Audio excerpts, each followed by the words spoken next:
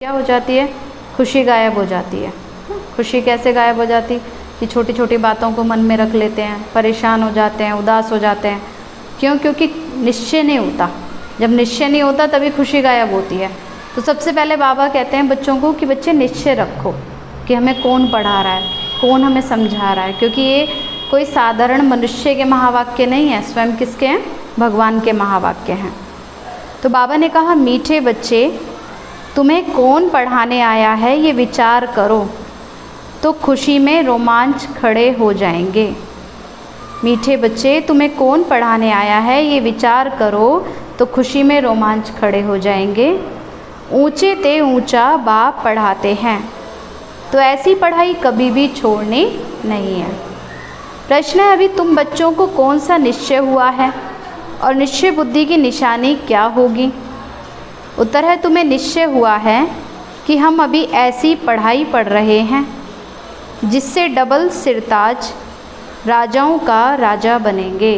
बाबा कहते तुम्हें निश्चय हुआ है कि हम ऐसी पढ़ाई पढ़ रहे हैं जिससे हम क्या बनेंगे? डबल सिरताज राजाओं का राजा बनेंगे। स्वयं भगवान पढ़ाकर हमें विश्व का मालिक बना रहे हैं। अभी हम उनके बच्चे बने हैं तो फिर इस पढ़ाई में भी लग जाना है। जैसे छोटे बच्चे अपने माँ बाप के सिवाय किसी के भी पास नहीं जाते ना, ऐसे बेहद का बाप मिला है तो और कोई भी पसंद ना आए। कई बार होता है ना कि कई बच्चे ज्ञान में भी चलते रहेंगे और कभी भक्ति में भी चलते रहेंगे, गुरुओं के पीछे भी जाते रहेंगे। तो बाबा कहते हैं बच्चे जब स्वयं तुम्हारा पिता तुम्हें मिल गया है तो और कहीं बुद्धि को भटकाना नहीं है, एक की ही याद रहे। गीत है कौन आया आज सवेरे सवेरे, तो सवेरे सवेरे कौन आते हैं? शिव बाबा बच्चों से मिलने आते हैं। ओम शांति। मीठे मीठे बच्चों ने गीत सुना, कौन आया है और कौन पढ़ाता है। तो ये समझ की बात है ना।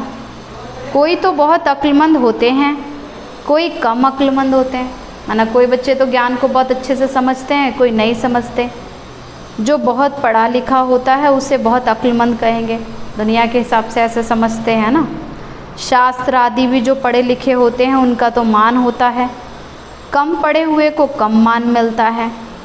अब गीत का अक्षर सुना कि कौन आया है, कौन आया है? सवेरे सवेरे कौन आते हैं? बाबा आते हैं मिलने। तो टीचर आते हैं ना पढ़ाने के लिए। स्कूल में भी पढ़ने वाले जानते हैं कि टीचर आया। जैसे स्टूडेंट वैसे भले शरारत करते रहेंगे लेकिन टीचर के आते क्या हो जाते हैं? अलर्ट हो जाते हैं। ऐसे ही बाबा कहते हैं बच्चे पूरा हर जन्म में तो तुम अपनी मन मत पे चलते रहे, लेकिन ये एक संगम युग का जन्म है जब हमें किसकी मत पे चलना है? शिव बाबा की मत पर। तो ये समझने की बात है ना, तकदीर की भी बात है। पढ़ाने वाला कौन है? कौन है? स्वयं शिव बाबा है। तो वही आकर के पढ़ाते हैं। विवेक कहता है कि भल कोई कितने भी बड़े ते बड़ी पढ़ाई पढ़ता हो, फट से वह पढ़ाई छोड़कर आए भगवान से पढ़े। क्योंकि बाबा ने कहा बच्चे जैसे लौकिक पढ़ाई ज़रूरी है ना, वैसे ही ज्ञान की पढ़ाई भी ज़रूरी है। क्योंकि लौकिक पढ़ाई से तो एक जन्म का भाग्य बनता है हमारा केवल, लेकिन इससे हमारा 21 जन्मों के लिए भाग्य बनता है।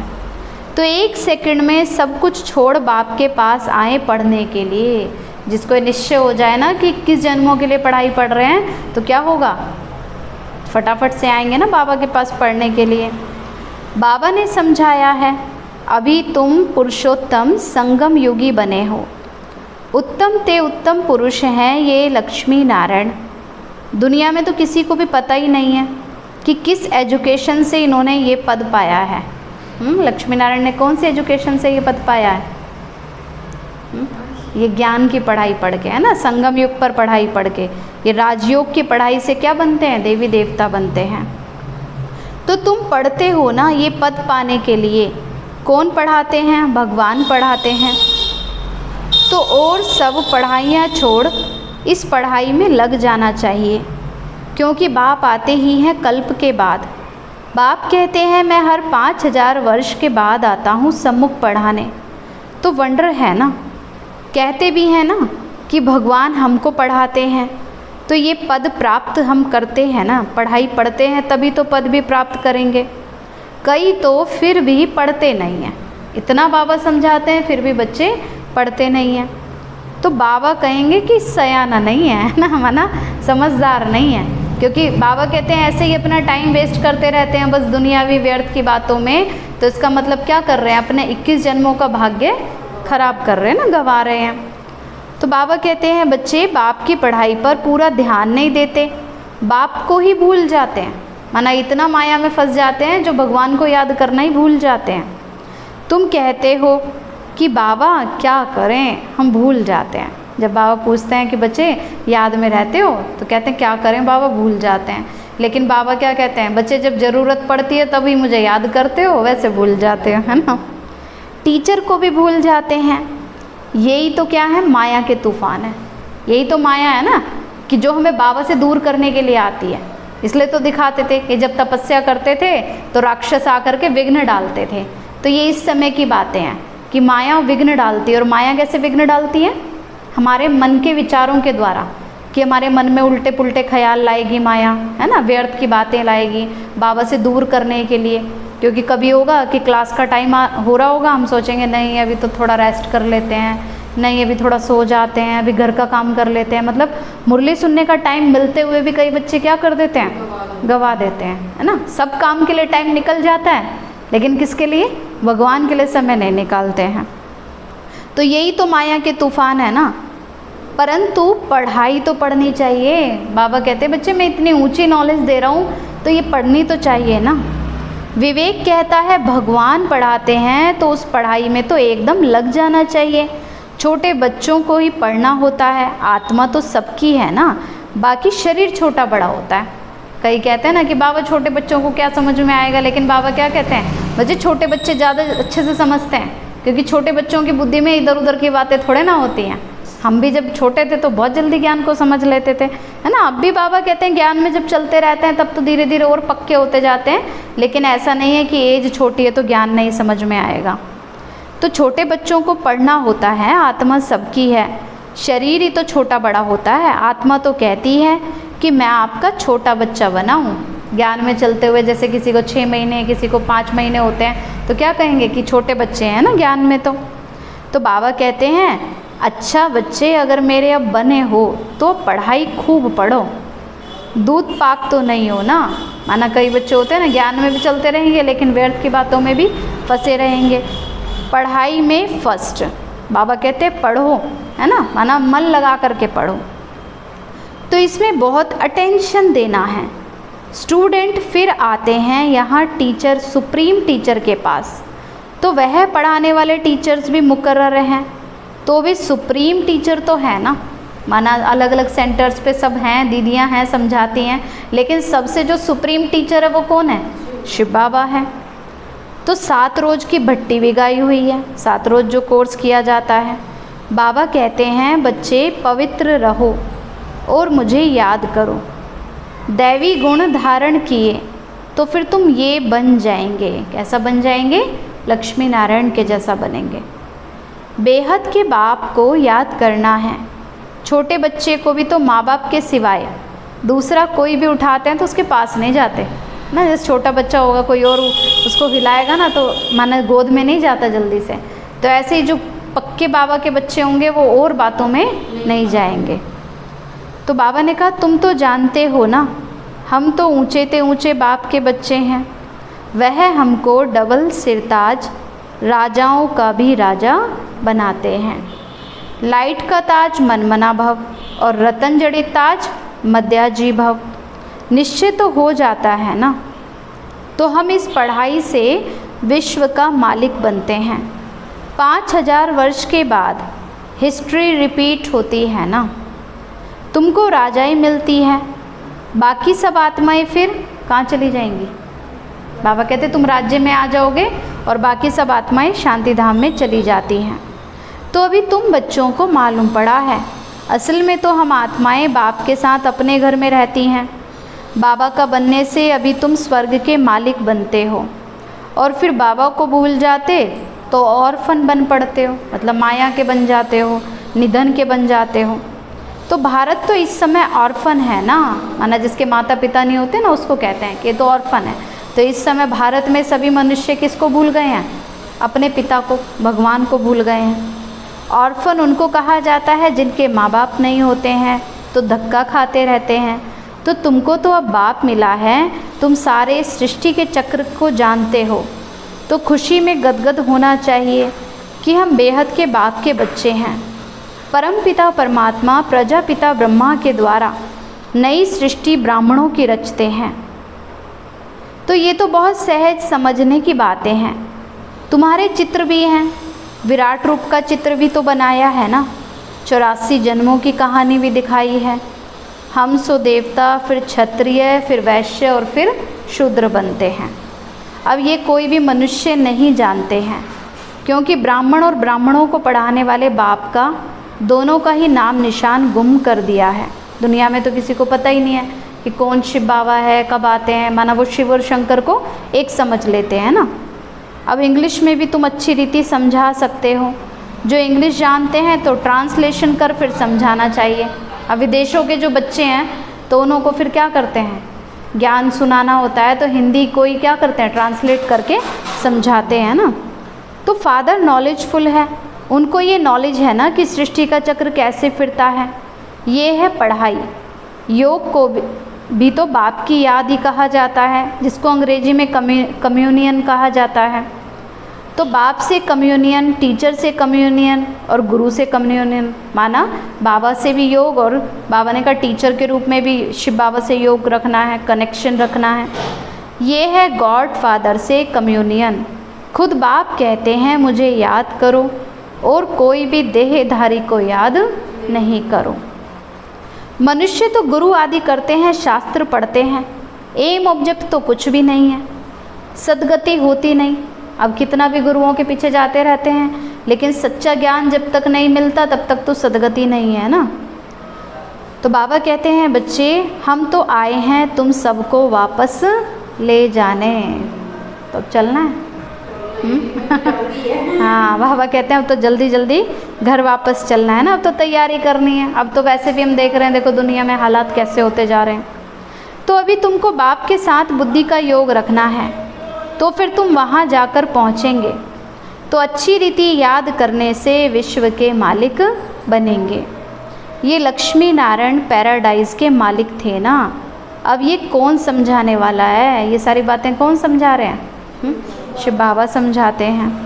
बाप को कहा जाता है नॉलेजफुल, मनुष्य फिर कह देते हैं अंतर्यामी। और फिर कई ऐसा समझते हैं भगवान तो अंतर्यामी है, उनको कुछ बताने की ज़रूरत थोड़े ना है, गलतियां करते रहते हैं और बाबा को बताते भी नहीं। वास्तव में अंतर्यामी का अक्षर है नहीं, अंदर रहने वाली, निवास करने वाली तो आत्मा है। अब सबके अंदर परमात्मा थोड़े रहते हैं, कौन रहती है? आत्मा रहती है। आत्मा जो काम करती है वह तो सब जानते हैं। सब मनुष्य अंतर्यामी है, अपने अंदर को तो सब जानते हैं ना कि हमसे क्या क्या भूलें होती हैं, क्या क्या हमसे अच्छा होता है, क्या क्या हमसे बुरा होता है। आत्मा ही सीखती है। तो बाप तुम बच्चों को आत्माभिमानी बनाते हैं। तुम आत्मा हो मूल वतन की रहने वाली। तुम आत्मा कितनी छोटी हो, अनेक बार तुम आए हो पाठ बजाने। बाबा कहते बच्चे हर बार 5000 वर्ष के बाद तुम यहाँ किस लिए आते हो? पाठ बजाने के लिए आते हो, क्योंकि ये कुछ भी रियल में तो नहीं चल रहा, सब कुछ क्या चल रहा है? विशाल नाटक चल रहा है, ड्रामा चल रहा है। बाबा कहते हैं मैं बिंदी हूँ, मेरी पूजा तो कर नहीं सकते, क्यों करेंगे, दरकार ही नहीं है। मैं तो तुम आत्माओं को पढ़ाने के लिए आया हूँ ना, तुमको ही राज्य देता हूँ। फिर तुम रावण के राज्य में चले जाते हो तो तुम मुझे भूल ही जाते हो, है ना। बाबा कहते हैं तुम माया के वश हो जाते हो तो बाबा को भूल ही जाते हो। पहले पहले आत्मा आती है पाठ बजाने। मनुष्य कह देते हैं 84 लाख जन्म लेते हैं, लेकिन जन्म कितने होते हैं हमारे? केवल 84 होते हैं, 84 लाख नहीं होते हैं। तो बाबा कहते हैं बच्चे मैक्सिमम जन्म ही 84 हैं। फॉरेन में जाकर ये बातें सुनाएंगे तो कहेंगे ये नॉलेज तो हमको यहाँ ही बैठ पढ़ाओ, क्योंकि जो फॉरेन के बच्चे हैं ना वो एक माना झटके से समझते हैं, निश्चय जल्दी होता है। लेकिन जो भारतवासी बच्चे हैं वो अपने ही भक्ति की बातों में इतना उलझे रहते हैं कि ज्ञान को जल्दी से समझ नहीं पाते हैं। तो तुमको वहाँ 1000 रुपये मिलते हैं, हम आपको 10-20 हज़ार रुपये देंगे, है ना। कई कहते हैं ना भारत का जो प्राचीन राज्य हो गए, सीखने की इतनी इच्छा रखते हैं फ़ॉरेन वाले भी कहते हैं हम तो कितना भी चाहे देने के लिए भी तैयार है, लेकिन हमें ये राजयोग सिखाओ, तो हमको भी ये नॉलेज सुनाओ। गॉड फादर हम आत्माओं को पढ़ाते हैं, आत्मा ही तो जज आदि बनती है, क्योंकि कोई किसी को कोई भी पोस्ट मिलती है तो वो आत्मा ही तो पढ़ाई कर रही है। अगर आत्मा निकल जाएगी तो थोड़े शरीर अपने आप कुछ काम करेगा। तो बाबा ने कहा बच्चे बाकी मनुष्य तो सब देह के अभिमान में रहते हैं, कोई को ज्ञान तो है ही नहीं। आजकल होता है ना कि थोड़ी सी किसी की पोस्ट बढ़ जाती है, बस दिखावा करना शुरू कर देते हैं। हाँ, महंगे महंगे कपड़े पहन के दिखाएंगे, चाल ही अलग हो जाएगी, है ना। किसी से बात करना भी पसंद नहीं करेंगे कि हम तो इतने हाईएस्ट हैं, हम क्यों बात करें किसी से, क्योंकि आजकल मनुष्य के अंदर जल्दी से क्या आ जाता है, अहंकार आ जाता है। तो आजकल तो मनुष्य देह के अभिमानी है, कोई को ज्ञान तो है ही नहीं। भल बड़े बड़े फिलॉसफर आदि भी बहुत हैं, परंतु ये नॉलेज किसी को भी नहीं है। गॉड फादर निराकार हमको पढ़ाते हैं ना, हम उनसे पढ़ते हैं, तो ये बातें सुनकर चिढ़ात हो जाएंगे, ये बातें कभी पढ़ी सुनी नहीं होंगी ना। बाबा ने कहा हर किसी की समझ में ये बातें आती नहीं है ना, क्योंकि ये ज्ञान वो किसी के पास है ही नहीं। एक बाप को ही कहते हो लिबरेटर गाइड, जबकि वही लिबरेटर है, तो फिर क्राइस्ट को क्यों याद करते हो। तो ये बातें अच्छी रीति समझाओ तो वह फिर चिढ़ात हो जाएंगे ना। बाबा कहते सबको समझाओ तो सबकी चढ़ती कला हो जाएगी। तो कहेंगे ये तो हम सुने तो सही ना, माना इंटरेस्ट आएगा। पहले शुरू में हर कोई नहीं समझना चाहता, लेकिन जब धीरे धीरे ज्ञान पूरा समझ में आने लगता है ना, तो फिर उनको इंटरेस्ट भी आता है, सोचेंगे हम सुने तो सही। पैराडाइज की स्थापना हो रही है, उसके लिए ही तो ये महाभारत लड़ाई भी है। बाप कहते हैं मैं तुमको राजाओं का राजा डबल सिरताज बनाता हूँ। प्योरिटी पीस प्रोस्पेरिटी सब थी, कब? सतयुग में। बाबा ने कहा सब कुछ था, सुख शांति समृद्धि। तो विचार करो कितने वर्ष हुए हैं, कितने वर्ष हुए? सतयुग को 5000 वर्ष हो गए ना। 3000 वर्ष पहले इनों का राज्य था, है ना। माना क्राइस्ट के 3000 वर्ष पहले किसका राज्य था ना? सतयुग में देवी देवताओं का राज्य था।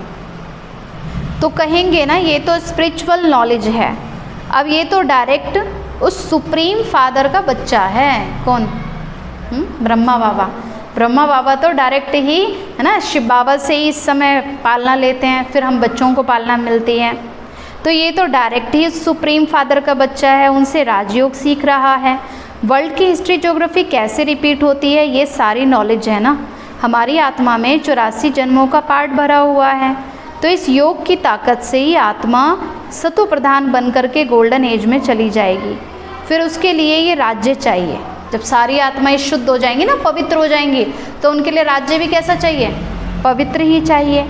सो अब सामने खड़ा है, अब पुरानी दुनिया का विनाश सामने है और एक धर्म की अब स्थापना होनी है। अब ये तो पाप आत्माओं की दुनिया है। कई बच्चे सोचते हैं ना बाबा यहाँ तो सब ऐसे हैं, सब दुख देते हैं, ऐसा बिहेव करते हैं। बाबा क्या कहते हैं बच्चे, ये तो कलयुग है, कलयुग में तुम ऐसी उम्मीद क्यों रखते हो कि सब अच्छे से व्यवहार करें, क्योंकि ये तो है ही पाप आत्माओं की दुनिया।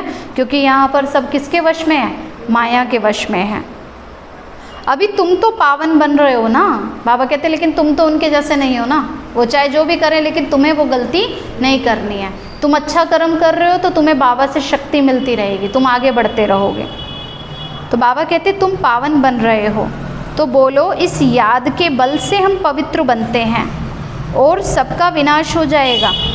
नेचुरल कैलेमिटीज़ भी आने वाली हैं। बाबा कहते हैं अभी तो थोड़ा थोड़ा कुछ कुछ हो रहा है, आगे आगे तो क्या होगा? बाढ़, भूकंप, आंधी, तूफान सब आएंगे, तो उसमें फिर घबराना नहीं है। अभी छोटी छोटी बातों को देख के बच्चे परेशान हो जाते हैं। तो हमारा रियलाइज़ किया हुआ है और दिव्य दृष्टि से देखा हुआ है। ये किसने बताया? ब्रह्मा बाबा ने, है ना। ब्रह्मा बाबा खुद कह रहे हैं कि मैंने तो साक्षात्कार किया है कि कैसे इस कलयुग का विनाश होगा। ये सब खलास होना है। बाप आए हैं डीटी वर्ल्ड की स्थापना करने। सुनकर कहेंगे कि ओह ये तो गॉड फादर के बच्चे हैं। जब दुनिया में भी मनुष्य समझते हैं तो रियलाइज़ तो करते हैं ना कि ये तो भगवान के बच्चे हैं। तो तुम बच्चे जानते हो ये लड़ाई लगेगी, नेचुरल कैलेमिटीज़ होगी तो क्या हाल होगा? ये बड़े बड़े मकान आदि भी सब गिरने लग पड़ेंगे। क्योंकि आज होता है ना, मनुष्य देखो कितने पैसे लगाते रहते हैं कि और ऊंचा बना दे, और ऊंचा बना दे। बाबा कहते हैं ये तो सब गिर जाएंगे। इसलिए जितना ज़रूरत हो उतना करना चाहिए ना, बहुत ज़्यादा एक्स्ट्रा शौक भी नहीं रखने चाहिए। तो तुम जानते हो ये बॉम्ब्स आदि 5000 वर्ष पहले भी बनाए थे अपने ही विनाश के लिए। अभी भी बॉम्ब्स तैयार हैं, क्योंकि पता है मनुष्य को कि इससे हमारा भी विनाश होगा, लेकिन फिर भी क्या करते हैं, बनाते रहते हैं। योग बल क्या चीज़ है जिससे तुम विश्व पर विजय पाते हो, और कोई थोड़े जानते हैं। बोलो, साइंस ही तुम्हारा विनाश करती है। अब इतने बॉम्ब्स बनाए हैं, इतनी मिसाइल्स बनाई है, तो इससे क्या होगा, विनाश तो होगा ना। तो हमारा बाप के साथ योग है, तो साइंस के बल से हम विश्व पर जीत पाकर सतो प्रधान बनते हैं। तो बाबा कहते हैं, बच्चे तुम सतो प्रधान बन जाते हो, बाप ही पतित पावन है। पावन दुनिया जरूर स्थापन करके ही छोड़ेंगे। ड्रामा अनुसार नूंद है, बॉम्ब्स जो बनाए हैं तो रख देंगे क्या। बाबा कहते हैं बॉम्ब्स भी क्या करेंगे, यूज़ तो करेंगे ना। ऐसे ऐसे समझाएंगे तो फिर समझेंगे भी ज़रूर कि ये तो कोई अथॉरिटी है, इनमें गॉड ने आकर प्रवेश किया है, ये भी ड्रामा में नूंद है। ऐसी ऐसी बातें बताते रहेंगे तो वह खुश होंगे कि आत्मा में कैसे पार्ट है, ये अनादि बना बनाया ड्रामा है। क्योंकि आजकल मनुष्य को आत्मा का ही ज्ञान नहीं है ना। फिर अपने समय पर क्राइस्ट आकर फिर तुम्हारा धर्म स्थापन करेंगे, तो ऐसी अथॉरिटी से बोलेंगे तो वो भी समझेंगे। बाप तो सब बच्चों को बैठ समझाते हैं ना, तो इस पढ़ाई में बच्चों को लग जाना चाहिए। बाप, टीचर, गुरु तीनों एक ही हैं। वह कैसे नॉलेज देते हैं ये भी तुम समझते हो। सबको पवित्र बनाकर ले जाते हैं। कहाँ ले जाते हैं, शांति धाम में। डीटी राजधानी तो स्थापन हो रही है ना। बाबा ने कहा फिर से डीटी डायनेस्टी स्थापन हो रही है। वहाँ तो सभी पवित्र थे, गॉड गॉडेस थे, बात करने का भी बड़ा होशियार हो, स्पीड भी अच्छी हो। बोलो, बाकी तो सब आत्माएं स्वीट होम में रहती हैं, बाप ही ले जाते हैं ना। सर्व का सदगति दाता वह बाप है। और उनका बर्थ प्लेस कौन सा है, शिव बाबा कहाँ आते हैं, भारत में आते हैं। तो ये कितना बड़ा तीर्थ हो गया। तो तुम जानते हो सबको तमो प्रधान तो बनना ही है, पुनर्जन्म सबको लेना है। वापस तो कोई भी जा नहीं सकते। मान लो किसी का भी शरीर छूटता है ना, तो दोबारा उनका यहीं पर ही जन्म हो जाता है। तो ऐसी ऐसी बातें समझाने से बहुत वंडर खाएंगे। बाबा तो कहते हैं जोड़ी हो तो बहुत अच्छा समझा सकते हैं। भारत में पहले पवित्रता थी ना, जैसे बाबा कहते हैं ना कि कोई युगल ज्ञान में चलते हैं और वो सबको अपना अनुभव सुनाए कि भाई हम भी ज्ञान में चले हैं, हमें कितना फ़र्क लगा है, तो फिर सब पर बहुत असर होगा। भारत में पहले पवित्रता थी, फिर कैसे अपवित्र होते हैं ये भी बता सकते हो। पूज्य ही फिर पुजारी बन जाते हैं, मतलब जो सतयुग के देवता थे ना वही अब क्या बन गए हैं, पुजारी बन गए हैं। इम्प्योर बनने से फिर अपनी ही पूजा करने लग जाते हैं, अपनी मूर्तियों की पूजा करने लगते हैं।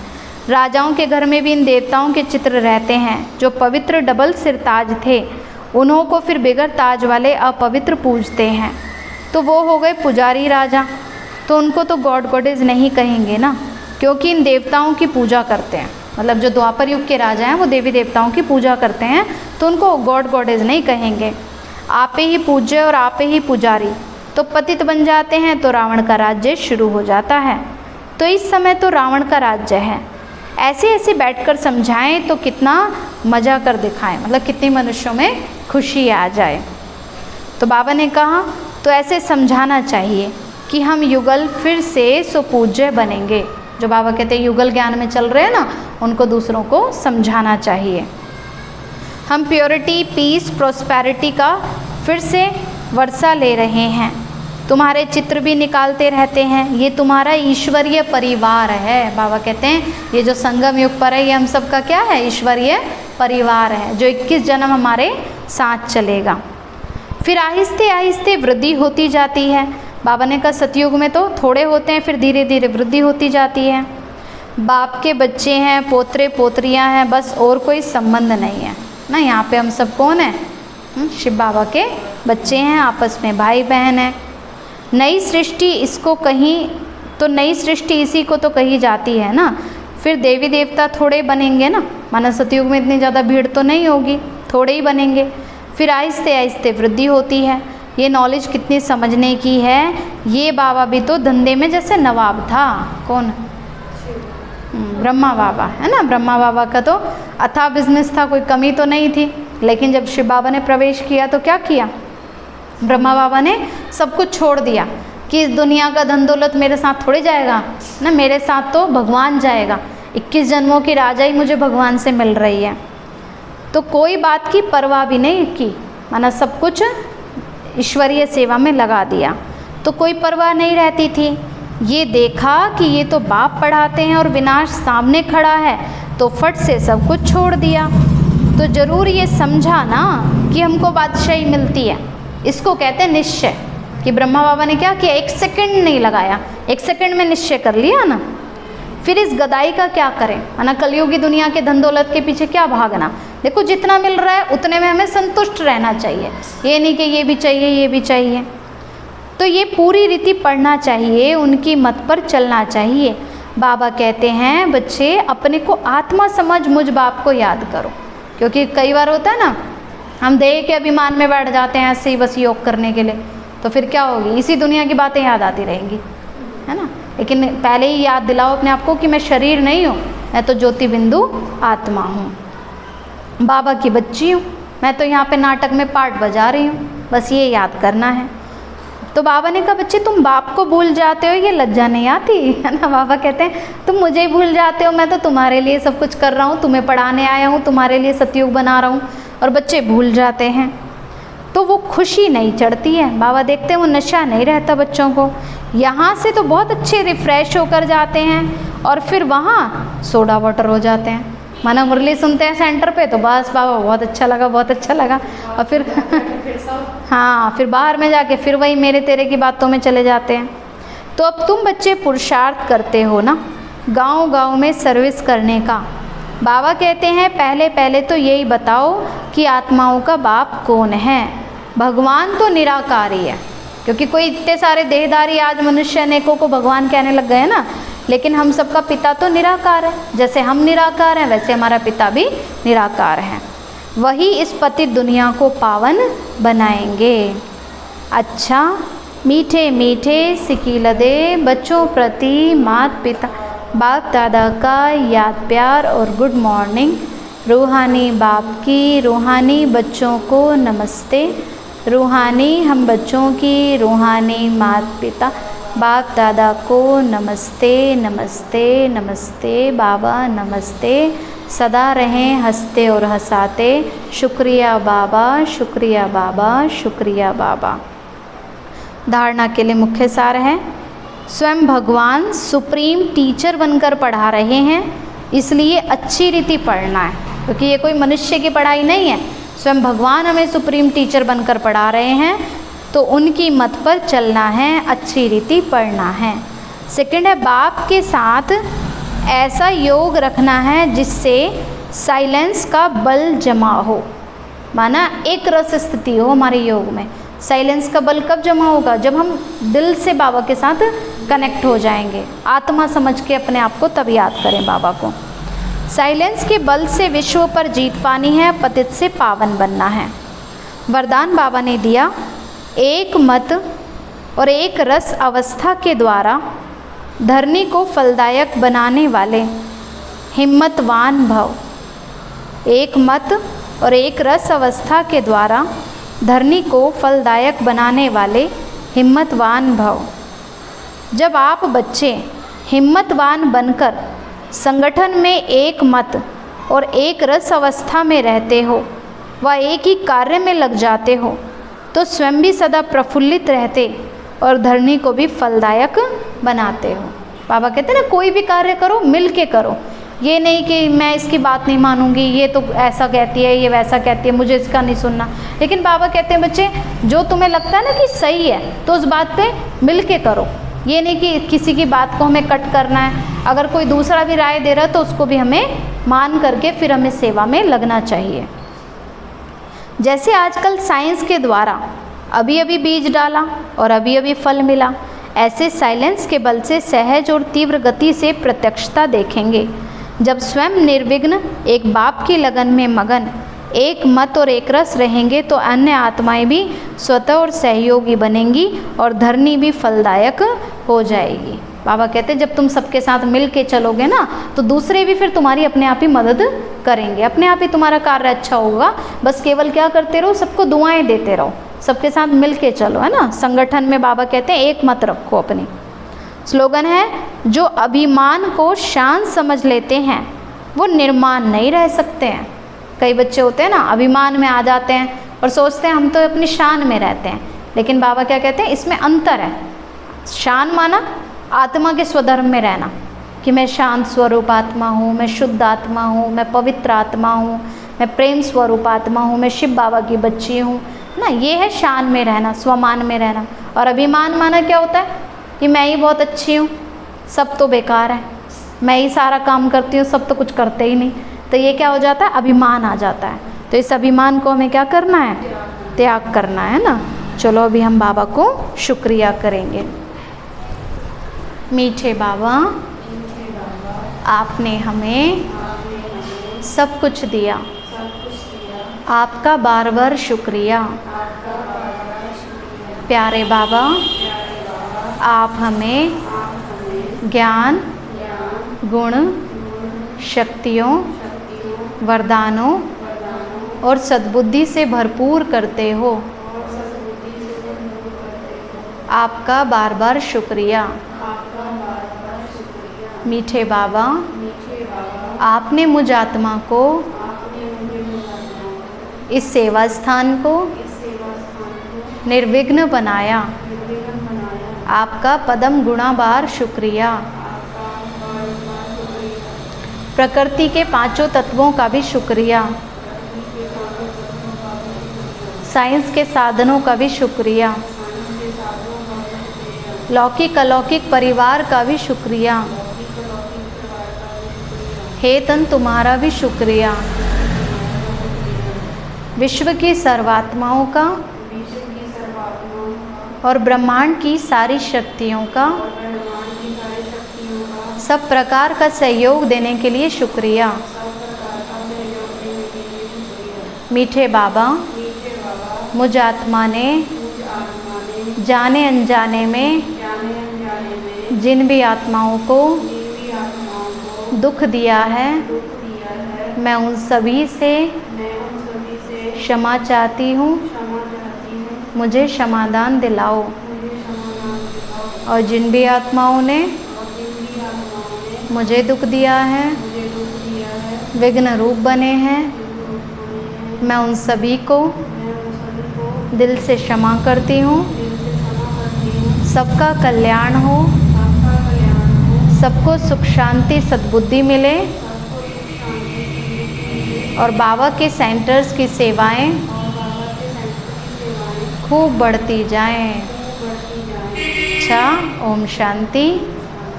तो अभी हम सभी 5 स्वरूपों का भी अभ्यास करेंगे ना। पूरे दिन में हमें बार बार 5 स्वरूपों का अभ्यास करना है ना। ओम शांति।